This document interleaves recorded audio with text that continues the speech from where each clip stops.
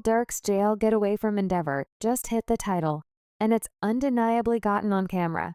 The Chicago rapper, known for his OTF ties and enthusiastically hitting verses, attempted to take action so insane it has everybody asking, what was he believing? Was he that frantic fool? Opportunity, or was another person driving him to test his cutoff points? Fans are analyzing each edge of the recording, while pundits are now calling it perhaps of the most out-of-control move made whatever went down. One thing's without a doubt, this story is one for the set. Of experiences, books continue to watch to figure out what truly went down. Getting away from the federal authorities, little brush with the FBI peruses like a high-stakes round of chess. Aside from this time, the federal authorities had him in checkmate, the Chicago rapper known for moving road. Accounts toward diagram beating hits supposedly attempted to outmaneuver government specialists by booking not one, not two, yet 3 worldwide trips, trying to avoid charges attached to a homicide for hire plot. After the capture of 5 partners from his main, the family group, Durk purportedly took actions to sidestep what he probably known was coming. As per sources, the rapper coordinated an intricate arrangement to confound bureaucratic contribute provocateurs, the thought book, various trips to lose the federal authorities. It was a strong play. Yet the FBI wasn't going to allow him to get past them. Court reports uncovered that Durk previously held 2 one-way business flights, one to Dubai and the other to Switzerland. Neither of those flights were loaded up, yet they weren't simply fakes either. This was a determined endeavor to keep administrative specialists speculating. Then came the third and most aggressive move, a personal luxury plane set to fly him out to Italy. Yet an hour prior to the fly was booked to take off from Miami's Opaka Leader Air Terminal. FBI specialists shut in and arrested him. The coordination behind the rapper endeavored break wasn't modest. Sources near the case said Durk's group meticulously arranged the procedure, accepting that the blend of business and confidential flights could sidestep administrative examination. Yet the FBI, furnished with cutting-edge following techniques and jurisdictional participation, wasn't getting bulldozed with the flight endeavors. Investigators contend that Durk is presently a flight hazard, adding much more weight to a generally stacked argument against it. Fans and pundits, the same, are humming over the strength of Durk asserted getaway from Endeavor foreign. It's a demonstration of the strain he probably felt realizing the charges coming his direction for others. It's viewed as a frantic attempt to move that could hurt his case more than help it one way or the other. It portrays a man able to take remarkable measures to try not to what sit tight for him in the court. Lil Durk's realm has endured a huge shot, and it wasn't misfortune or free lips that prompted his defeat. It was the federal authorities remembering the big picture, keeping a close eye on him, and paying attention to discussions he believed were private. The FBI had been on him for some time, sorting out the riddle of what went down on that destructive night in August 2022. The story begins with a hit that was straight out of a film. At only 32, Durk fabricated a domain with his music. Yet the charges against him are excessively broad to disregard. Durk stands blamed for utilizing highway offices to carry out murder, for recruit and conveying guns, incorporating an automatic weapon, regarding a vicious wrongdoing. The Equity Division says he's in good company in this. 5 other OTF subsidiaries, including Keon CZ Award and DeAndre Dantrell Wilson, have likewise been named in the arraignment. Together they're blamed for completing an arrangement to chase down Kwandu in Los Angeles. This is the way everything purportedly went down. Examiners guaranteed that in August 20,122 Durk put an abundance on Kwandu, promising cash and open doors in the music business to anybody who took him out. When OTF discovered that Kwandu was remaining at an inn in LA, the wheels were gotten. Rolling bank records showed that flights were reserved for 5 co-schemers to go from Chicago to California, subsidized by Ots Records. And while booking those flights, Durk apparently cautioned his partner, "Don't book no trips under no names, engage with me." Durk himself wasn't sitting back. Examiners claimed he traveled to LA on a personal luxury plane close by Award, a nearby partner. Once there, Award supposedly purchased ski veils and took care of in-costs for the team, utilizing a MasterCard connected to Durk. This wasn't a prod, the second hamburger. This was a painstakingly arranged activity. The next day, August 19th, The group supposedly followed Quando and his family in 2 leased vehicles. Following them across the city, their objective in the end halted at a corner store on Beverly Street. That is where things turned dangerous. Examiners say the group pulled up behind the station, leaped out in open discharge, 18 rounds were showered, and keeping in mind that Quando and his sister got away. From sound, his cousin, 24-year-old Sava Robinson, wasn't so fortunate. He lost his life in the snare. The FBI has proof that Durk was calling the shots from in the background. Court records uncover he requested the hit supporting the activity through Ott's bankroll, the cash trail. Was there one-way flights reserved for 5 co-plotters from Chicago to California, generally supposedly paid for with OTF reserves, and Durk, he made a point to cover his tracks, purportedly telling his partner not to book any trips under names associated with him. Yet, even with the safeguards, the federal authorities were one stride ahead. They weren't watching, they were listening. Wiretaps got discussions, including Durk's guidelines to his team. And when Durk himself traveled to California on a personal luxury plane that very day, joined by Ott's Kevin Casey Award, the FBI wasn't a long ways behind. Award purportedly purchased ski covers for the shooters and paid for their lodgings, utilizing a visa in Durk's name. The entire situation, beginning to end, was being followed. The hit went down out so everyone can see, and quite possibly of LA's most active region.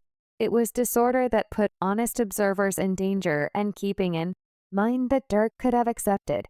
He could take actions inconspicuous. The FBI had an alternate system at the top of the priority list. A.E.L. Davis, the associate head of the FBI's Los Angeles field office, expressed that the fear of Mr. Banks as he endeavored to leave. The U.S. filled in as proof of the FBI and its accomplices. Broad arrive at Davis made sense of that, while suspects could approach their lives, thinking they pulled off it. The FBI is in the middle of sorting out realities that eventually lead to their demise. The FBI wasn't chipping away at alone. The Los Angeles Police Division assumed an essential part, teaming up with bureaucratic offices to construct the case. LAPD boss Dominic Choi depicted the activity as a multi-state, multi-jurisdictional exertion that necessary broad observation, scientific examinations, and various court orders. Anyway, the circumstance veered off in a strange direction when reports surfaced about expected double-crossing. Inside Durk's internal circle, OTF part, Jam, who was formerly serving a 12-year condemned for endeavored murder, supposedly helped out the federal authorities. It is reputed that Jam might have been wired, giving data about the plot. Meanwhile, he was professing to be pals with soil film of him spilled, where he's sitting in a cross-examination room nonchalantly eating a McDonald's dinner. The video has circulated around the web, powering jokes online, where individuals assert that he squealed on Durk for a major Macintosh and fries, while virtual entertainment has transformed the occurrence into a progression of images. The ramifications for Durk remain everything except funny. This entire circumstance shows exactly the way in which profound the federal authorities were into Durk's activity, despite the fact that Durk in a real sense paid Jam $50,000 when he escaped prison. Federal authorities got to him first. Up some money, do something. Like, we winning, bro. I can do it. Whatever it is I want to do, I can do it. Not what I want to do, what I want. Y'all can't do that. Building a case piece by piece, watching and tuning in as everything unfurled from the cash trail to the wiretaps. They had him secured before he even realized what was occurring. Lil Durk's reality is going crazy, and the stakes have never been higher. The Chicago rap symbol celebrated for his come up from the channels to the highest point of the game, is presently gazing intently at the conceivable outcomes of expenditure, the remainder of his life in the slammer. Yet this isn't simply a solitary occurrence turned out badly. This case feels like the peak of story that has been preparing for a really long time. The central government is blaming Durk for scheme utilizing highway offices to put together the plot and gun infringement that incorporate conveying and releasing an automatic weapon on the off chance that the punishments are surprisingly extreme: life in bureaucratic jail for somebody who's contended energetically to get away from the roads. The incongruity is choking out. The federal authorities aren't holding back. They've focused in on Durk and his OTF group, charging that their securities go further than music, as per specialists. this isn't a rap aggregate. It's an association attached to road savagery, with Durk supposedly making major decisions. The FBI claims they've sorted out a snare of proof wiretaps, instant messages, and observation that straightforwardly attaches Durk to the plot. They say he wasn't an observer yet, the brains planning everything about trips to lodgings, even down to the weapons utilized in the assault. They are perched on a reserve of proof, including captured calls where plans were made, conversations about cash traded, and coded messages that examiners say all direct back toward Durk. They guarantee he told his partners not to book travel under any names that could be followed to him, a move they contend shows he knew precisely exact thing he was doing. Add to that the utilization of OTF assets for flights and ski veils, and the federal authorities accept they have an unshakable case yet for Durk. Tracks that once felt like coarse narrating currently sound shockingly prophetic. The prospect of life in jail poses a potential threat over Durk's head, and administrative charges don't leave a lot of space for trust. The seriousness of these charges has even ignited wild hypotheses online, with TikTok clients flooding timetables with tales about Durk confronting the hot seat. While that is not legitimately on the table, the simple truth that individuals accept it shows how high the stakes are. Durk's supplication of not blameworthy makes way for a court standoff, yet the mountain ahead is steep. His lawful group should dissect the public authorities' case, destroying each piece of proof to persuade a jury that the one who's graced board diagrams and grant stages isn't a similar individual coordinating fierce counter. Yet this isn't whenever Durk first has wound up gazing intently at the chance of prison time. The rapper has confronted the framework previously and figured out how to make it out each time, apparently more grounded and more engaged. This time, however, the stakes feel different. OTF joins Lil Durk's life has forever been one profoundly ensnared with the roads, and his previous brushes with the law show that he's no more odd to viciousness and the results that accompany it. Well before he was a Grammy-winning rapper and a voice for the roads, Durk was a young fellow attempting to endure the cruel real factors of Chicago's South Side. His initial disagreements with the law set the vibe for the provokes he'd look as he rose to popularity back in 20111. Durk, actually cutting his way in the rap game, was captured after police found a stacked 4-type handgun in his vehicle. Supposedly, when policing, he attempted to throw the weapon into the vehicle, yet it wasn't sufficient to try not to get captured. The charge: unlawful utilization of a weapon by a criminal. For some, this would have been a reminder, yet for Durk it was simply one more section in his life profoundly attached to Chicago's rough setting. The capture in 2011 wasn't his most memorable hit the dance floor. With a framework, however, that very year he was pulled over in a different episode. This time discovered savoring a vehicle. Inside the vehicle, police found a firearm with a mutilated chronic number, a charge that conveys significant burden. Durk was hit with disturbed unlawful utilization of a weapon, conceding he invested energy in a correctional facility just to be delivered in July 2012, yet the legitimate difficulties didn't end there for the rapper. In 2013, he wound up back in cuffs when Chicago police struck his home in Orland Park and purportedly uncovered one more stacked gun. As a sentenced criminal, the charge conveyed major outcomes, and he went through weeks in prison prior to posting a security during interviews. Durk later guaranteed the weapon wasn't what is going on, just built up the story that he couldn't completely get away from the roads, even as his music vocation was starting to get momentum. These episodes were impressions of a way of life, dug in endurance. House, I experienced childhood, and I'm saying my grandmother house, this where everything began. And understand what I'm talking about, only a rap. The entire quit going to class for Durk. Experiencing childhood in the scandalous Englewood area implied confronting brutality head-on, and frequently that implied being furnished. His verses, crude and unfiltered, have forever been an impression of his existence, specifying the battles of Navig and existence, where faithfulness, power, and insurance come for an extreme price. They demonstrate me to take care of business. I'm saying no one need think, why get the captures in 2011 and 2013 are updates that Durk's relationship with viciousness isn't new. These early accuses matched of the climate he experienced childhood in molded the man as well as the craftsman. They're the motivation behind why his music hits so hard on the grounds that bona fide an impression of a day-to-day existence doesn't give up effectively. Durk's connections to brutality run much more profound when you consider individuals around him, from his relationship with the Chicago drill scene, a kind conceived out of the city's most risky neighborhoods, to his team, just the family which has confronted its own portion of examination. Durk's life has forever been a difficult exercise between music and the roads.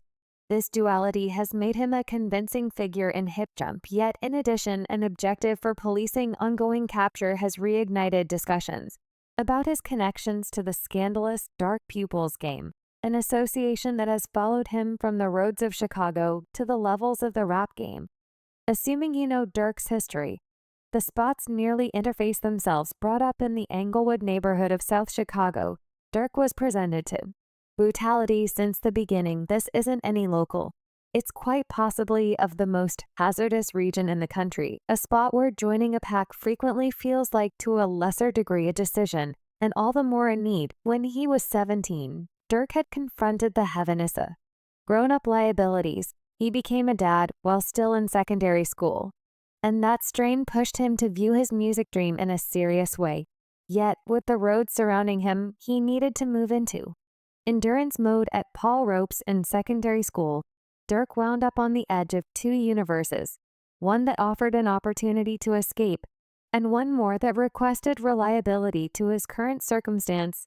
Exiting school, he picked the last option, completely venturing into the existence of the Dark Teaches, a pack that posed a potential threat in his Englewood area.